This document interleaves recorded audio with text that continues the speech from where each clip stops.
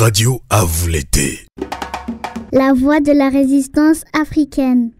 Bonjour, la génération des patriotes conscients, déterminés, décomplexés du continent africain et des Afro-descendants.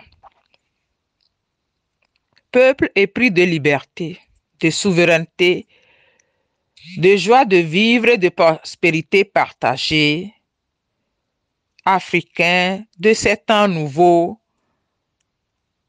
Africains de ces temps difficiles, sentez-vous salués. Bienvenue à la chronique de ce jeudi 13 juin 2024. Le monde comme il va, de Dame Ablawa, votre sœur d'une autre mère du territoire africain appelé le Togo.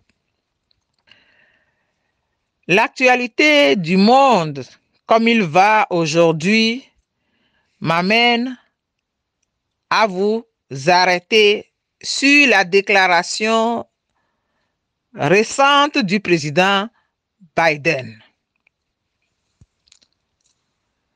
Il dit ceci: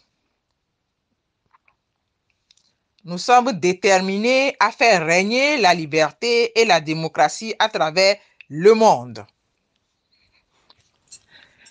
Et cette déclaration, pour moi, ne peut être prise à la légère. Cette déclaration est une déclaration de guerre. Et nous sommes dans des temps de guerre. Il faut sans cesse se rappeler que depuis la révolution industrielle portée par les anglo-saxons, dont Biden et toute sa clique sont les héritiers, nous sommes tombés dans un monde de prédation. Et comme le disait le capitaine Ibrahim Traoré du Burkina Faso, il faut faire la guerre. Mais vous voyez que ceux qui fabriquent des armes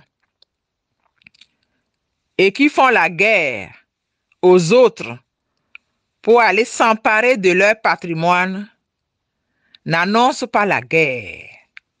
Ils vous annoncent la paix, la liberté et la démocratie. Voilà le mode opératoire que les Africains n'ont pas compris et qu'ils doivent comprendre maintenant. Quand ils arrivent chez vous pour semer le chaos, détruire la vie et gaspiller des vies humaines, ils annoncent qu'ils viennent avec la compassion. Ils viennent avec la volonté d'apporter du bien-être à des populations pour lesquelles ils n'ont reçu aucun mandat. Chaque dirigeant a reçu mandat pour s'occuper de sa communauté. Et aucun Dieu ou aucun créateur n'a confié à l'Occident et aux anglo-saxons d'aller faire régner la liberté et la démocratie nulle part dans ce monde. Les anglo-saxons, avec à leur tête les États-Unis et les démocrates américains, n'ont été élus par aucun peuple pour venir s'occuper de la liberté des peuples à l'intérieur de leur espace. Il revient à chaque peuple de déterminer les contours de sa liberté, de l'exercer et de mettre en place les outils de la gouvernance qui convient aux besoins de son peuple. Cette déclaration doit être prise comme une déclaration de guerre. Et comme je n'ai de cesse de le rappeler, que eux-mêmes l'ont écrit dans la charte de l'impérialisme nouveau, réactualisé en 1945 à la conférence de Yalta, il n'y a question de droits humains à un endroit de la planète pour ces gens que là où leurs intérêts immédiats sont menacés. Et donc tous les peuples, et particulièrement les élites des peuples africains, des territoires où les intérêts américains et les intérêts du complexe militaro-industriel occidental est menacé, doivent se mettre sur pied de guerre. Parce que cette déclaration, c'est ce qu'elle comporte. C'est ce qu'il faut en retenir. Grande sera la déception de ceux des diplômés africains qui croient naïvement que les Américains, les démocrates américains sont porteurs de liberté et de démocratie. Je voudrais rappeler que le président Obama, lors de son intervention à Accra en 2015, a annoncé ceci: je suis à la tête d'un pays dont un pan entier de l'économie repose sur les ventes d'armes. Nous fabriquons et nous vendons des armes. Et s'il n'y a pas de guerre, comment voulez-vous que nous puissions faire prospérer nos industries d'armement? Je n'ai pas à vous rappeler que Obama se prétend être un démocrate et que ce qui se passe en termes de guerre dans le monde actuellement est sorti du laboratoire de la bande des Clinton, des Obama, qui tire les ficelles de Biden.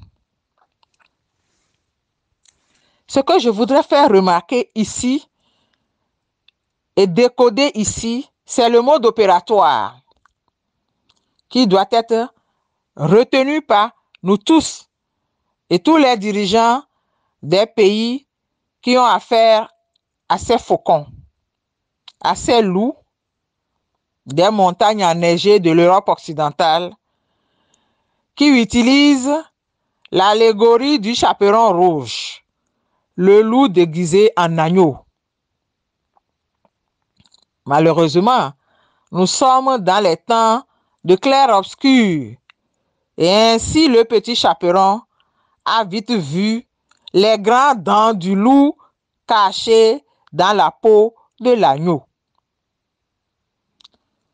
Cette déclaration doit nous indiquer la méthode qu'ils ont toujours utilisée avant de venir semer le chaos à là où ils veulent protéger leurs intérêts, faire régner la liberté et la démocratie.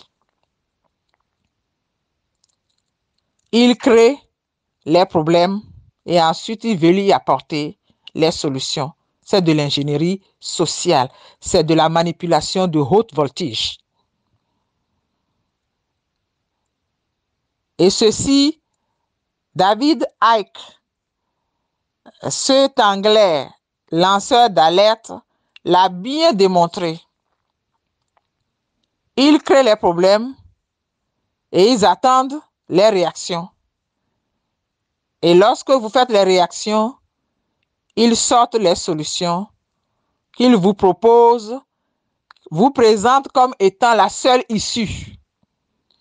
Avant que vous ne vous rendiez compte, la solution qu'ils vous ont proposée est pire que le problème qu'ils ont créé.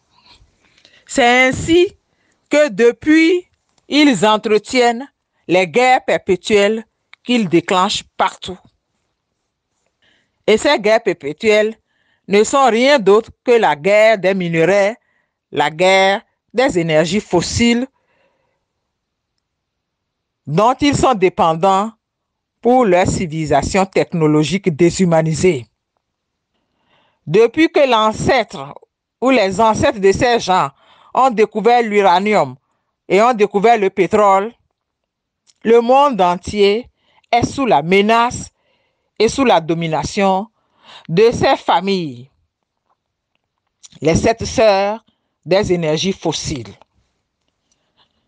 qui n'ont pour seule volonté de puissance que de s'accaparer des biens d'autrui, mais en utilisant la ruse.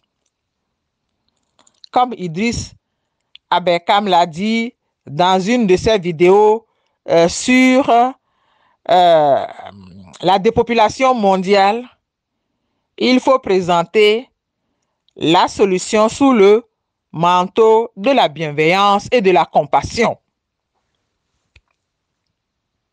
Et c'est ce qui se passe actuellement. Lorsque le président Biden déclare « Nous sommes déterminés à faire régner la liberté et la démocratie dans le monde », c'est qu'ils sont déterminés à apporter la guerre et le chaos partout où leurs intérêts sont menacés. Mais pour le faire, ils viennent avec le levier de la bienveillance qui est vous libérer de vos dictateurs. Mais qui a créé les dictateurs? Depuis l'arrivée de Clinton au pouvoir aux États-Unis jusqu'à aujourd'hui, qui a créé, entretenu, nourri les conditions de l'autocratie dans les pays africains spécialement, qui a fermé les yeux sur le manque de liberté dans les pays africains. C'est les mêmes qui aujourd'hui viennent dire qu'ils sont déterminés à faire régner la liberté et la démocratie. De quelle démocratie il s'agit? La démocratie des dirigeants élus par eux, qui veillent à la protection de leurs intérêts et qui ont le droit de faire tout ce qu'ils veulent de leur peuple tant que les intérêts des Américains ne sont pas menacés, circuler, rien à voir. C'est de cette démocratie dont on veut nous parler. Depuis les années 90, la bande à Clinton, Obama et Biden aujourd'hui s'est lancé le défi d'utiliser la défense de la liberté et de la démocratie pour venir en Afrique de l'Ouest mettre le foutoir avant de s'emparer des réserves de pétrole, d'uranium et de faire de l'Afrique de l'Ouest le nouveau Katanga. Tenez-vous bien, c'est de ça qu'il s'agit. Comment faire de l'Afrique de l'Ouest le nouveau Katanga, comme ils ont fait en utilisant le Rwanda, l'assassinat d'Habyarimana pour entrer au Congo et s'emparer de l'Est du Congo jusqu'à aujourd'hui, comptons dans les 15 millions de vies gaspillées, de bras valides gaspillés, de talents détruits par ces gens-là pour les intérêts de leur industrie d'armement. Je voudrais rappeler que le président Obama nous l'a dit en 2015 lors du congrès panafricain à Accra. Il a déclaré ceci: « Je suis le président d'un pays qui fabrique des armes dont l'économie repose sur les ventes d'armes. S'il n'y a pas de guerre, comment voulez-vous que les sociétés américaines d'armement puissent prospérer ?» Cette déclaration doit être prise au sérieux par tous les dirigeants des pays où les intérêts des Américains sont menacés actuellement. Je voudrais rappeler à l'attention des peuples africains et surtout des jeunes que c'est sous les démocrates que les guerres balafre notre monde. C'est l'ambassadeur démocrate américain au Togo qui a livré le président Sylvanus Olympio à l'ambassadeur de France afin qu'il soit assassiné au nom de la liberté et de la démocratie. Un président qui voulait mettre en place une république sociale et solidaire pour le bien-être de tous les Africains du Togo, il a été assassiné par ceux qui aiment la liberté et la démocratie chez eux, mais qui n'en veulent pas chez les autres. Les dirigeants occidentaux aiment leur patrie, mais ils n'aiment pas ceux qui aiment leur patrie en dehors des États-Unis et de l'Occident. Et avant d'aller assassiner les patriotes déterminés de tous les territoires où ils ont des intérêts, ils se présentent toujours comme le loup dans l'agneau, dans la peau de l'agneau, en exhibant le drapeau blanc de la paix, de la liberté et de la démocratie, gage de développement. Si la démocratie seule suffisait à faire du développement, il n'est aucun besoin que ces gens-là aillent propager leur démocratie, puisqu'ils se contenteraient de parfaire leur démocratie chez eux pour pouvoir continuer à prospérer. Et donc, aujourd'hui, j'attire l'attention des dirigeants de tous les pays africains qui ont la volonté de la souveraineté à prendre cette déclaration comme une annonce de guerre. C'est une déclaration de guerre. Ce n'est pas une annonce à prendre au sérieux et à la légère ou à prendre en dérision. Nos ancêtres, en effet, nous ont laissé une sagesse qui dit qu'au-delà de tout et de toute sorcellerie, la ruse est la plus puissante. La duplicité, l'hypocrisie est la plus puissante des sorcelleries et des magies. Donc, Africains, tenez-le pour dit. La duplicité, la ruse est l'arme fatale avec laquelle ces gens, depuis plusieurs siècles, ont un coup en avance sur les dirigeants des empires, des royaumes et aujourd'hui des États africains. Leurs pères ont été méchants et ont gagné, non pas parce qu'ils avaient raison, mais parce qu'ils étaient plus malins. Et leur malignité, c'est la ruse. C'est vous montrer le sourire jusqu'aux dents, vous tapant dans le dos avant de vous poignarder dans le ventre. C'est cela, les dirigeants de l'Europe. Ils ne connaissent que cela. Leur civilisation est basée sur la civilisation de la guerre perpétuelle, de la conquête perpétuelle. Parce qu'ils sont jaloux, envieux des civilisations qui ont existé avant eux et qu'ils veulent aller plus vite, plus loin, en s'accaparant de tout ce qui appartient aux autres pour se donner la présomption de supériorité raciale ou civilisationnelle. Ils veulent être les plus puissants, les meilleurs que le monde n'ait jamais connus. Et pour cela, ils n'ont qu'une seule solution, la guerre perpétuelle. Mais pour y aller, ils annoncent la paix. C'est ce qu'il me semblait utile de partager avec vous aujourd'hui afin d'alerter tous les dirigeants des pays où les Américains ont leurs intérêts. Ils arrivent avec la guerre chez vous. Ils vont semer le chaos au nom de la liberté et de la démocratie.